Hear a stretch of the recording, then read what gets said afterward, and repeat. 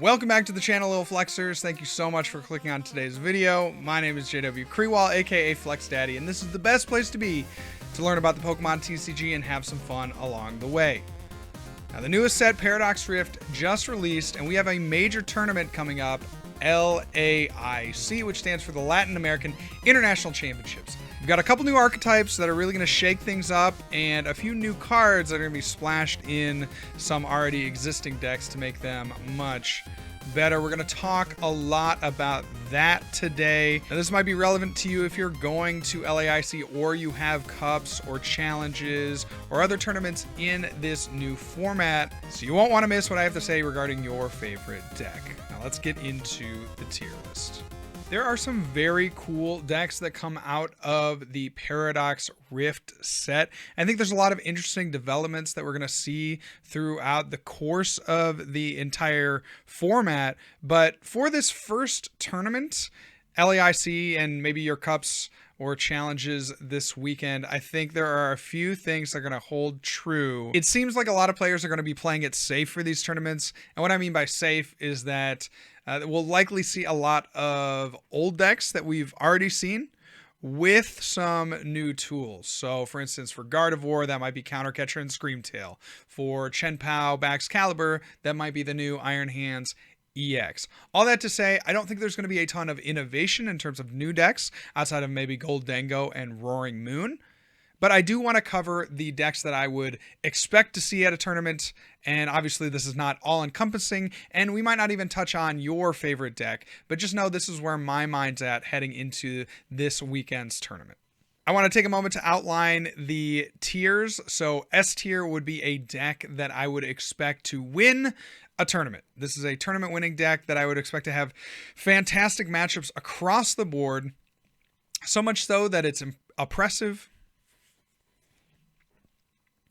So much so that it's oppressive, that it takes a higher meta share than we would normally see amongst these decks, and that it's just otherwise largely unbeatable by most decks. Tier 1 would be a deck that is in the upper echelon of the format. These are decks I would expect to be somewhere between 10 and 15% of any given meta and have enough good matchups that they could reasonably win a tournament. Tier 1 decks, in my eyes, are decks that are cut above the rest, that have strong matchups and can outplay opponents and can even win against some of their unfavorable matchups. If a deck is in tier 2, I feel like they need the right metagame to perform well.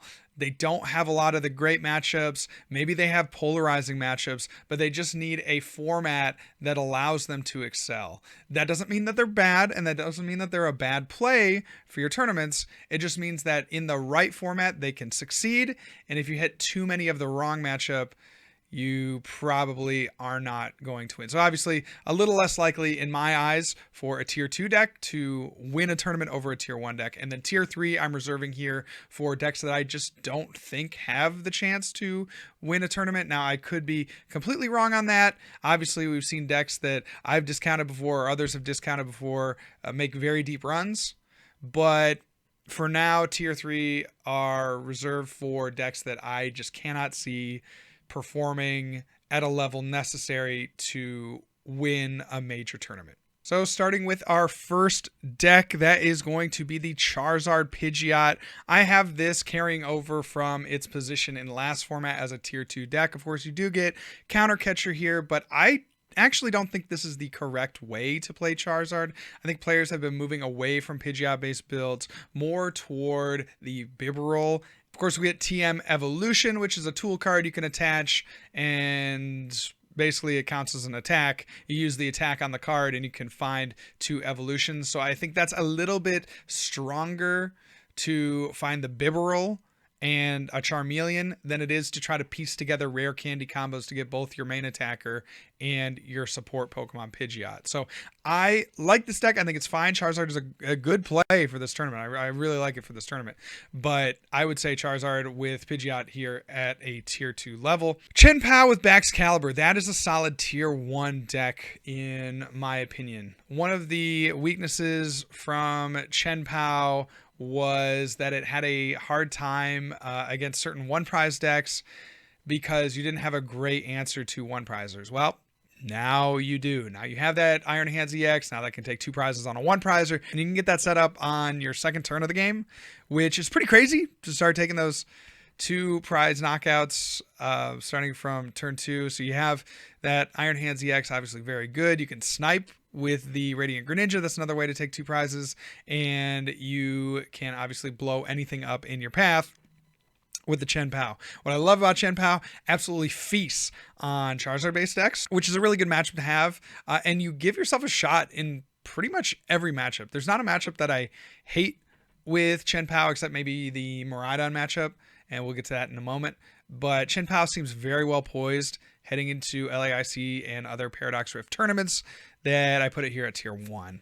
Come down to Arceus Charizard. This to me is completely outclassed by the other Charizard variants, putting it at tier 3. Lost Zone Charizard I think is fine. It's not a deck that I've really touched all that much, but we'll set it at a tier 2, kind of again carrying over from its position in last format.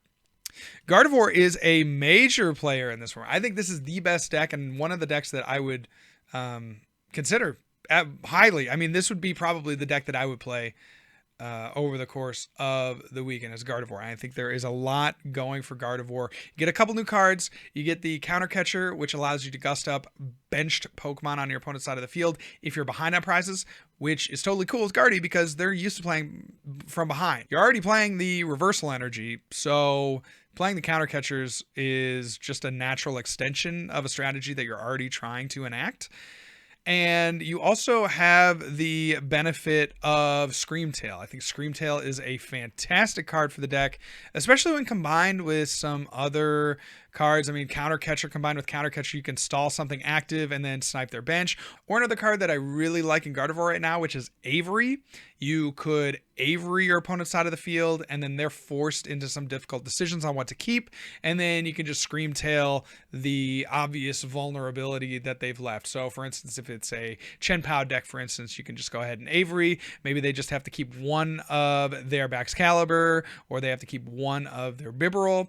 Well, you just snipe whatever that liability that they've left on the board, and it can really set them back a turn or two. So I love Guardy. I think it has the opportunity to outplay anything in the format, and it's really good into the new decks. So Goldango is a new deck that could show up.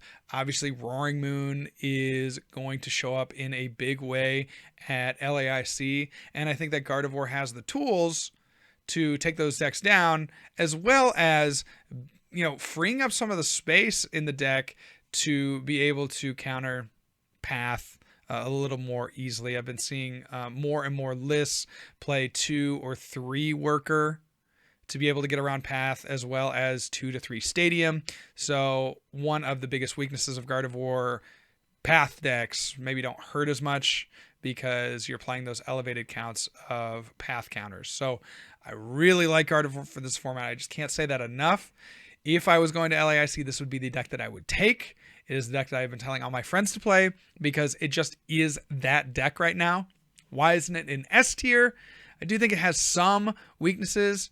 I did talk a little bit about how it's good against Path, but obviously Path with a Roxanne or a Judge or an Iono, that can always hurt. And it does struggle a little bit with Chen Pao if they can get an early Iron Hands.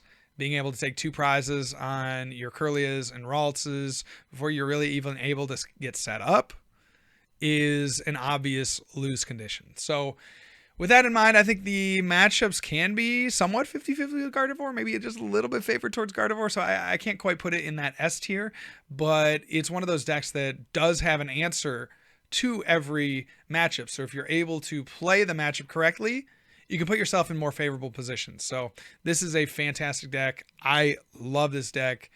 Easily the highest rated tier 1 deck in my eyes that we're going to cover today.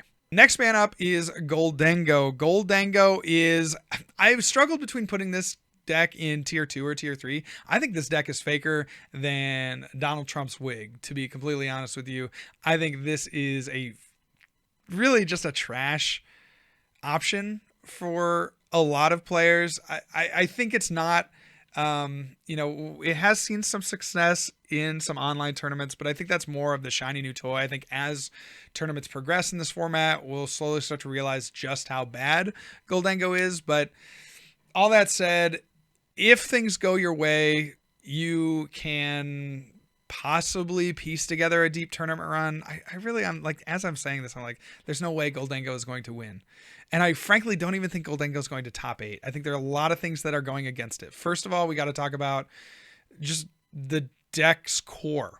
You're playing a draw engine of Goldango that's also your main attacker. So there are some issues with that because you don't really have a great secondary attacker. Of course, everybody's like, oh, play it with Sizor. The problem with Sizor is that your opponent can play around that. Sizor is going to do more damage based on the amount of abilities that your opponent has on their side of the field. And if your opponent recognizes that you're going to drop a Sizor, they're going to make sure that they don't have enough abilities for you to take advantage of that attack. So I just like, that's the biggest problem with Goldango for me, is that you're kind of, mixing business with pleasure, right? You're mixing your draw engine with your attacker. And in that way, if things get knocked out early, or you prize certain pieces, or some combination of both, you find yourself really struggling in the mid and late game to get things going. 50 damage per energy discard is not great either. So, really like consider that when we have Chen Pao that can do 60, which is, it doesn't sound like that much, that 10 damage difference for the discards, but it really factors in when you're discarding, 4, 5, 6 energy to try to get some of these knockouts. And it just feels like way too much, like you're doing too much. I think that's very true of Goldango. Add into the fact that there are a couple decks that we're going to talk about here that play Path of the Peak. And this is just a recipe for disaster for this archetype. I won't put it into tier 3 if you're a Goldango lover, but just know that it's a lower tier deck here. I really don't think it has a shot to win the tournament, even in a favorable metagame. I guess like the metagame that I think could be the most favorable is if everybody is playing decks where all the Pokemon are Metal Weak. That's like where this deck I think could really run the table, but it's just not a deck that I like right now, and I think for those reasons that I mentioned, it's really not a good play. If we come down for this archetype, now this is Giratina Lost Box. I like this deck. I thought this deck last format was tier 2, but I think the addition of Counter Catcher is fantastic for this archetype. And I think that players should really lean into the path strategy with this deck. Now, a lot of players aren't playing for path, but I think that is the way to go with this deck because you want to slam one down early. It can really slow down a lot of these decks that are utilizing Radiant Greninja to get set up, or Squawk ability to get set up, or their other abilities to just get going. A turn 1 path in this format, if you're not affected by it, is very good against whatever your opponent could be playing. I also think you can just hide behind the Giratina and Abyss Seek. So that's why I like 4 Giratina V in the archetype. Just because slam a path, Abyss Seek for a turn or 2. There's really nothing in this list outside of Roaring Moon and Miraidon that can one-shot you. I mean, of course, we always have Mew, but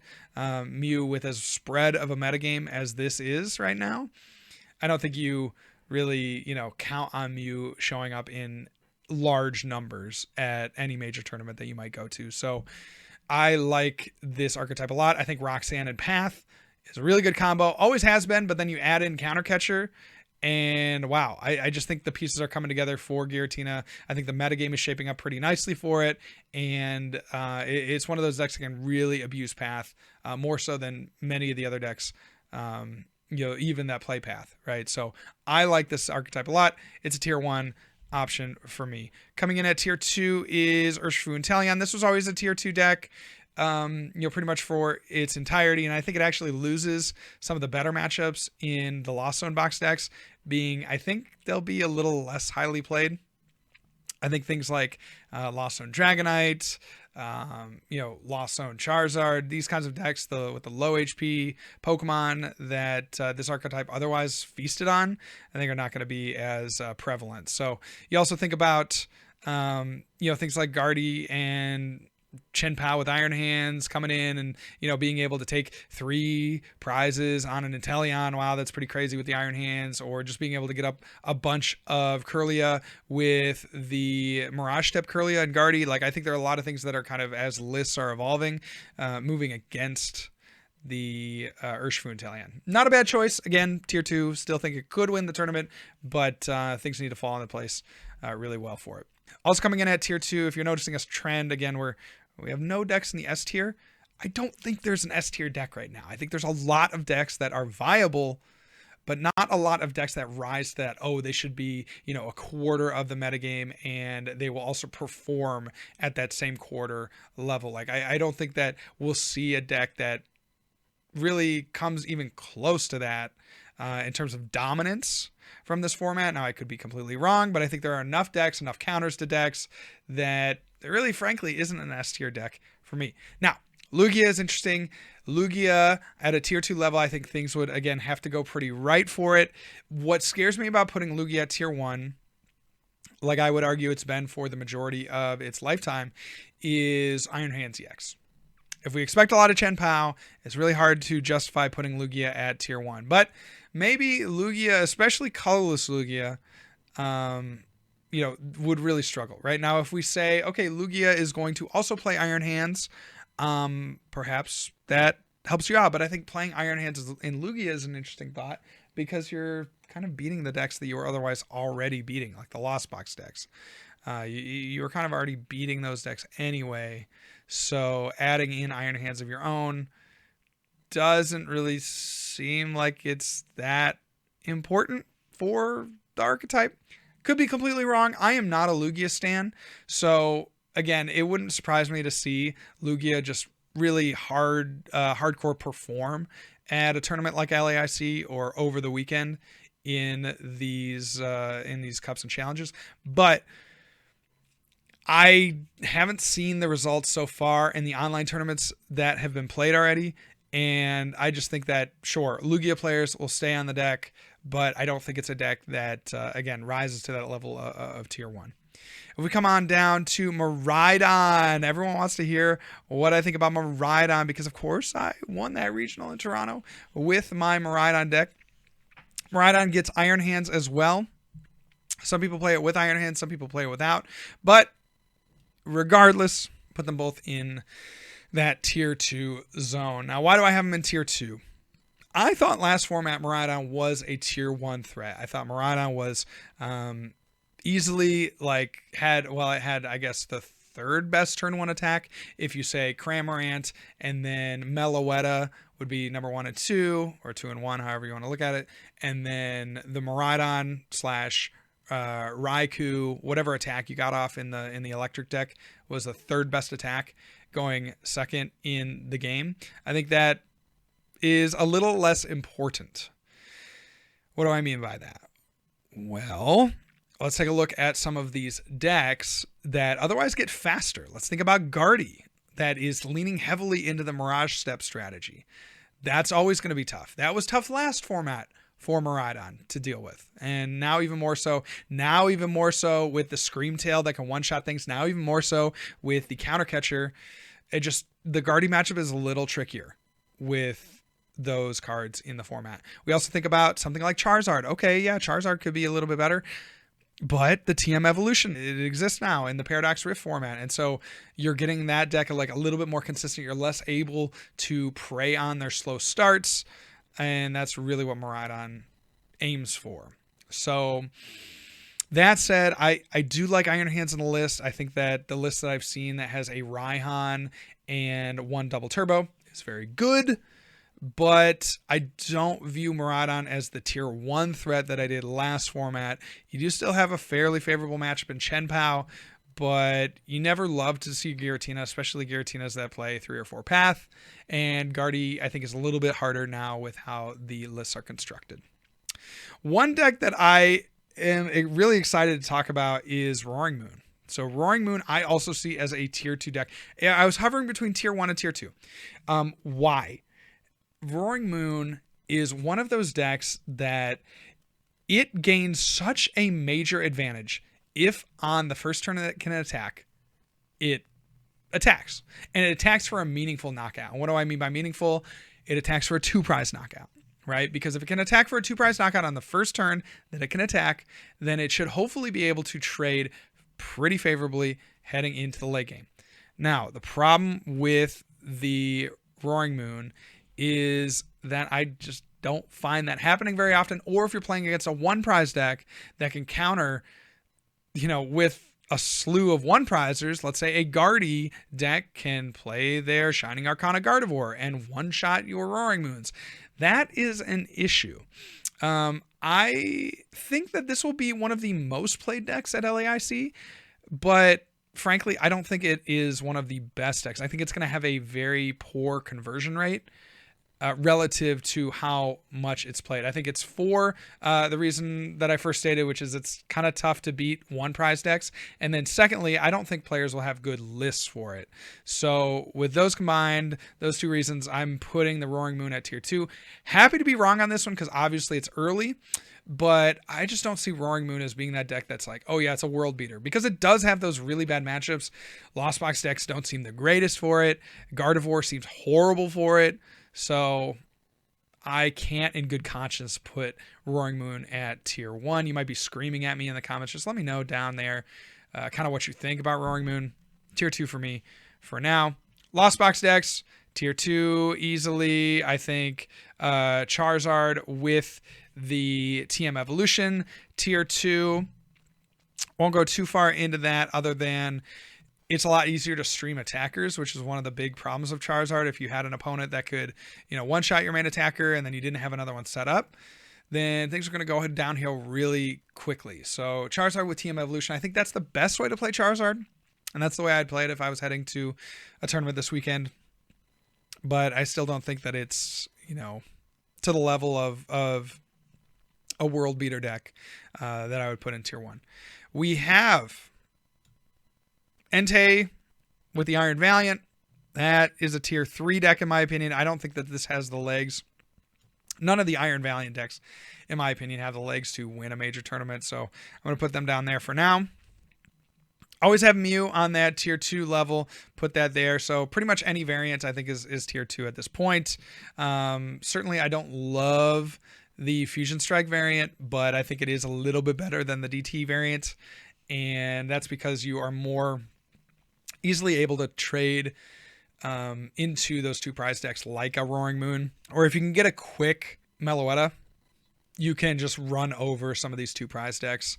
So I give the slight edge here to Fusion Mew. Again, not a bad deck. I do think that deck could win the tournament. And one of the things about Mew right now is that the metagame is so spread. I mean, look at all these decks. I consider all these pretty much viable and what you could expect to see at a tournament. So with the meta so spread, I doubt many of these decks, aside from maybe Giratina lists, maybe Gardevoir, playing any sort of counter to you. So a Drapion or a Spiritomb. And that's a great thing for you because as the Mew player, the less of those cards that you play against, the better outcome you're going to have. Our final deck for today is Block Snorlax. This is the Snorlax stall deck. I think this card is fantastic. I think Snorlax is awesome. It just needed Counter Catcher to unlock the potential. I think Snorlax is one of those decks that if you have no answer for it, you are going to get run over. And I mean, it's going to be a slow and painful death. But I think this is going to be one of those decks that is, frankly, like it has all the pieces now. It didn't have the pieces before. It has all the pieces now. And this is a very dangerous archetype heading into this weekend's tournaments, heading into the first tournaments of the Paradox Rift format. I think that you're getting a couple other cards. The Luxurious Cape comes to mind. Turo comes to mind as cards that are good for the deck. But otherwise, it's the same archetype that we had kind of seen in the past. Like there had been glimpses of this deck showing up on people's radars. But right now, I think Block Snorlax, outside of maybe the Guardy matchup, if they tech for you, has strong matchups across the board. I like this archetype a lot. And I would recommend players that have the mental capacity to play it to take it to some tournaments this weekend because it is really strong, really strong. I think it does kind of teeter the line between tier 1 and tier 2. Again, it's like a little bit metagame dependent, but I still even think for these early tournaments where people have Snorlax on their radar, it's going to be a great call. So that is my tier list for the Paradox Rift format. Again, tournaments this weekend, very, very exciting. But I think this will even prove true to some of the things that I've talked about over the course of the next few weeks as we see this metagame evolve. So go down in the comment section below. Let me know what you think. If you think I'm wrong, if you think I put your favorite deck too high or too low or just right, let me know down in the comment section. I would love to hear from you. But with that said, that is going to be all for me today, guys. God bless. If I don't see you soon, I'll see you later. And remember, good luck and also have fun.